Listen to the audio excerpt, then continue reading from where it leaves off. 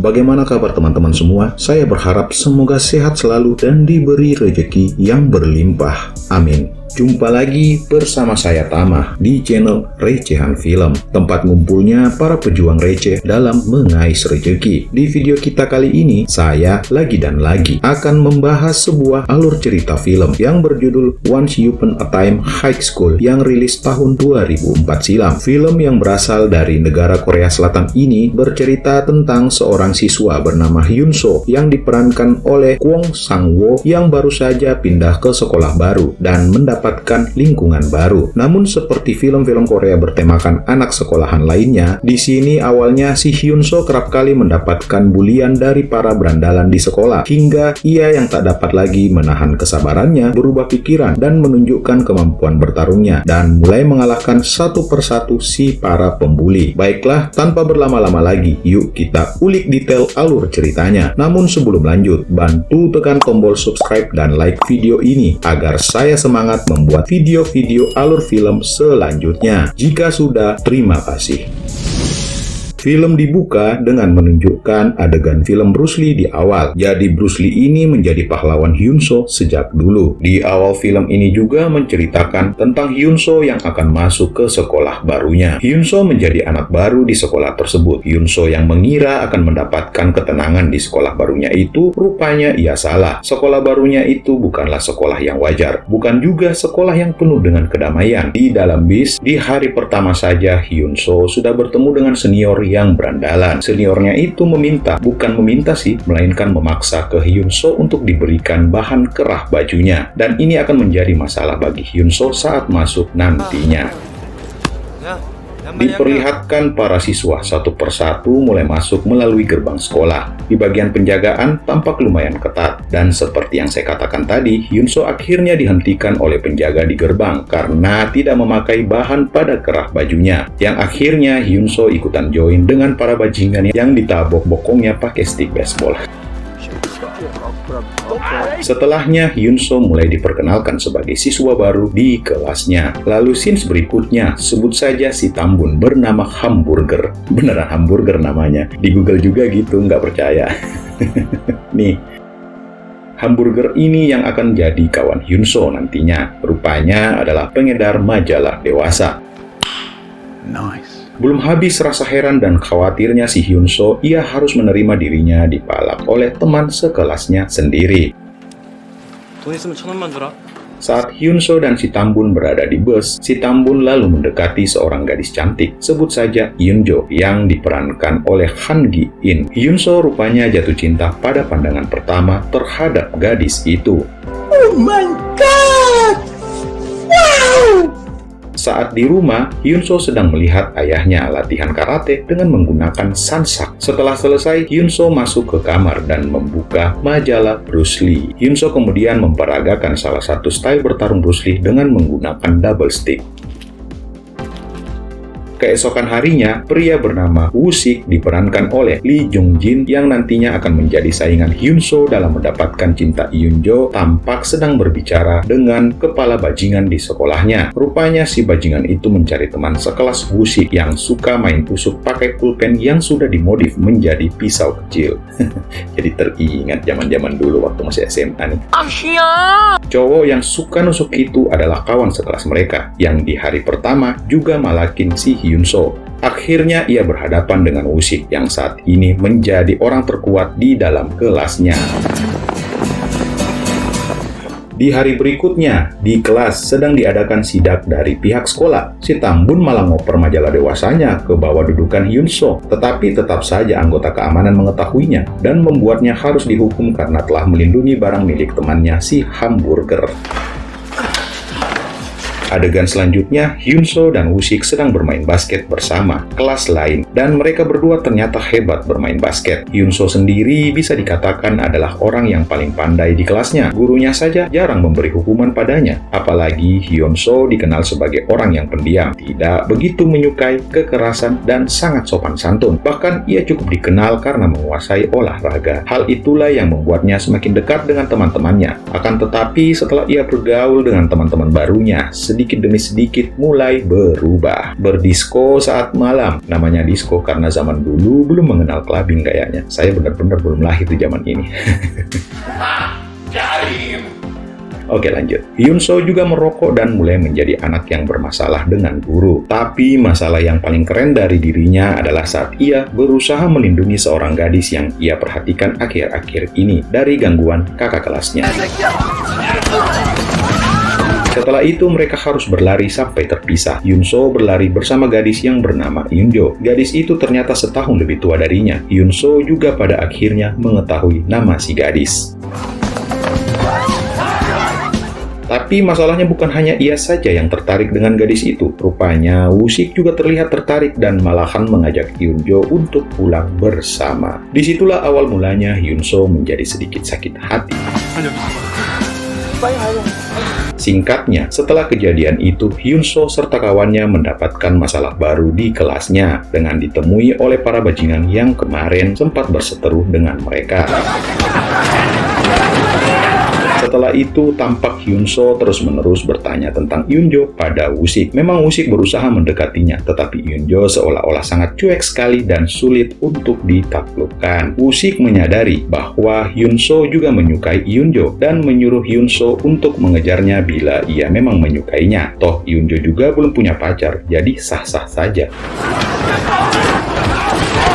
Mendengar perkataan Woo-sik, Hyunso memberanikan diri untuk datang ke sekolah Hyunjo. Hyunso memperhatikan Hyunjo secara diam-diam. Ia benar-benar jatuh cinta dengan gadis ini. Ketika gadis itu tertawa, Hyunso juga ikutan tertawa. Cinta telah membuat Hyunso menjadi buta dan gila. Apapun akan ia lakukan untuk mengejar cinta Hyunjo. Hujan turun pada malam itu. Ia berlari tak peduli dengan dirinya yang basah hanya untuk membelikan sebuah payung buat Hyunjo. Akan tetapi ketika ia telah melihat gadis itu dari kejauhan, ia tak bisa memanggilnya ataupun memberikan payung yang baru saja dibelinya. Yang Hyunso lakukan hanya bisa membuntuti Hyunjo dari kejauhan.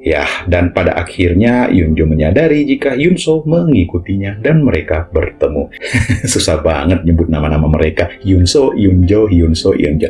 Oke, skip, lanjut. Setelah itu mereka pergi nyusu bersama sambil makan roti. Beneran susu kan? Sambil menunggu bus mereka datang, mereka bercengkrama dan mengobrol tentang banyak hal, terutama tentang musik. Mereka memiliki banyak kesamaan, yaitu menyukai mendengar musik. Hyunjo sangat mengharapkan bahwa ia dapat mendengarkan lagu yang dimainkan Hyunso dengan menggunakan gitar. Hyunso yang jelas-jelas tak mampu bermain gitar, tetapi karena gengsi dan tidak ingin penilaian tentang dirinya turun, ia mulai belajar mati-matian bermain gitar. Setelah itu, ia mendengarkan sebuah stasiun radio yang dimana radio itu selalu membacakan curhatan pendengarnya. Beberapa hari kemudian, ia malah mendapat kabar yang tidak menyenangkan. Woo-sik tiba-tiba memberikan payung yang ia berikan kepada Hyunjo malam itu di saat hujan tiba. Rupanya Woo-sik tahu kejadian saat itu. Ketika Hyunso bertanya, ia malah mendapatkan pukulan yang sangat keras. Pukulan itu bukan hanya pukulan fisik, men, tetapi batinnya sangat-sangat terpukul hingga merongrong kesakitan. Woo-sik menceritakan kisahnya dengan Hyunjo yang telah berhasil memacarinya. Hari itu, Woo-sik secara tidak langsung sudah melukai dua orang sahabatnya. Yang pertama adalah si hamburger yang ketahuan menjual majalah dewasa gara-gara ulah si Woo-sik. Dan yang kedua tentu saja adalah Hyunso. Tetapi Hyunso tidak seperti hamburger yang langsung ngambek. Ia masih bersahabat dengan Woo-sik, walaupun hatinya benar-benar remuk. Tetapi membenci Woo-sik bukanlah keputusan tepat dan tentu saja tidak dewasa. Keesokan harinya, Hyunso diajak oleh Woo-sik dan Hyunjo untuk jalan-jalan. Awalnya mereka pergi ke perpustakaan, lalu malamnya mereka berdisko seperti kemarin. Hyunso hanya bisa diam dan melihat Woo-sik dan Hyunjo bersama, walaupun di sampingnya ada wanita lain. Ketika mereka berdua berdansa, pun tetap si Hyunso perhatikan lagi dan lagi. Sakit, my man. Semakin ia memandang dua sejoli itu, semakin membuatnya serasa sakit banget, cuk. Apalagi ketika tiba di adegan Woo-sik dan Hyunjo berciuman. Semakin Semakin sakit hati Hyunso, patah hati kemudian jatuh di bawah pun ia masih diinjak-injak ketimpa tangga, dibakar dan dibuang di got yang airnya keruh banget. Namun demikian Hyunso tetap ikhlas membiarkan keduanya bersama. Hanya Hamburger yang masih marah kepada Woo-sik. Bahkan Hamburger kini telah bergabung dengan geng Wilhorse, geng yang terdapat Junghon. Junghon ini adalah orang yang membenci Woo-sik. Kepribadian Hyunso selalu baik kepada orang lain. Salah satu contohnya adalah Hyunso malah menolong si penusuk dan yang pernah memalaknya di saat ia sedang dipukuli oleh Jung. Selang beberapa hari berlalu saat Hyunso sedang bersepeda melewati taman. Di tengah perjalanan, ia mendengar pertengkaran antara Yoonjo dengan Woo-sik. Terlihat Yoonjo sangat kecewa dengan Woo-sik. Setelah itu, pada malam harinya, Hyunso mengetahui keberadaan Yoonjo. Di atas perpustakaan itulah tempat Yoonjo menangis. Hyunso menghampirinya, dan dengan radionya ia berusaha menghapus air mata sang gadis diiringi dengan lagu yang diputar di radio. Berusaha membangkitkannya agar tidak jatuh, karena ia tahu rasanya sakit itu seperti apa. Dan Hyunso tidak ingin Yoonjo mengalaminya tentu saja. Hyunso kali ini tidak ingin berputus asa untuk mengejar cinta Yoonjo. Setelah hari itu, Yoonjo kembali bertemu dengan Hyunso. Mereka mengobrol dan bercengkrama. Yoonjo memiliki satu permintaan, yaitu memohon kepada Hyunso untuk mengembalikan pena yang dimilikinya dari Woo-sik. Entah ini kabar gembira bagi Hyunso atau malah kabar buruk. Karena saat itu, setelah Yoonjo meminta kepada Hyunso, malah Yoonjo meneteskan air matanya. Setelah malam itu, keberanian perlahan-lahan mulai muncul di diri Hyunso. Ia menuliskan sebuah surat untuk dikirim ke stasiun radio yang biasanya ia dengarkan dan yang tentu saja biasa didengarkan juga oleh Yoonjo. Hyunso menuliskan isi hatinya tulus seperti perasaannya yang juga bersamaan Yoonjo yang sedang pulang mendengarkan radio tersebut mendengar kalimat seakan dunia berhenti baginya. Yoonjo merasa bersalah terhadap Hyunso.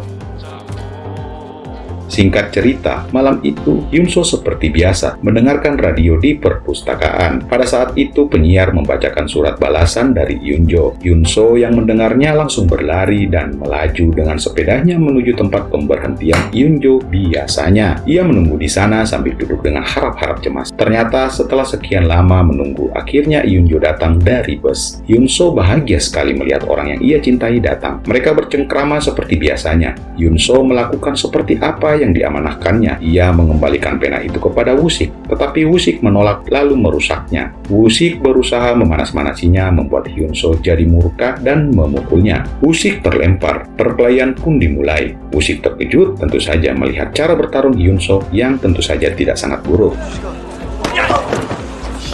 Setelah itu, Junghon datang ke kelas dan memanas-manasi Woo-sik. Woo-sik menerima tantangan Junghon untuk menyelesaikan masalahnya di atap sekolah. Mereka berdua pun memulai pertarungan. Awalnya Woo-sik mengendalikan keadaan dengan posisi Junghon berada di bawahnya dan dihajar hingga babak belur, tapi anggota geng Junghon menyerang kaki Woo-sik hingga membuat keadaan menjadi terbalik. Jung memanfaatkan kesempatannya dan menghajar habis-habisan Woo-sik hingga tepar. Pertarungan selesai dan Junghon menjadi pemenangnya.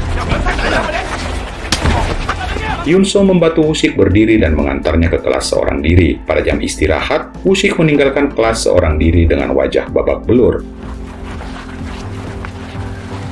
Keesokan harinya, Woo-sik tidak ada kabar lagi. Ia bahkan tidak bersekolah lagi. Di hari-hari berikutnya ada kabar beredar dia lagi pergi sama Yoonjo yang entah kemana. Lagi-lagi Hyunso sakit hati, cuy. Ketika pulang di rumah, Hyunso malah dihajar sama bokapnya.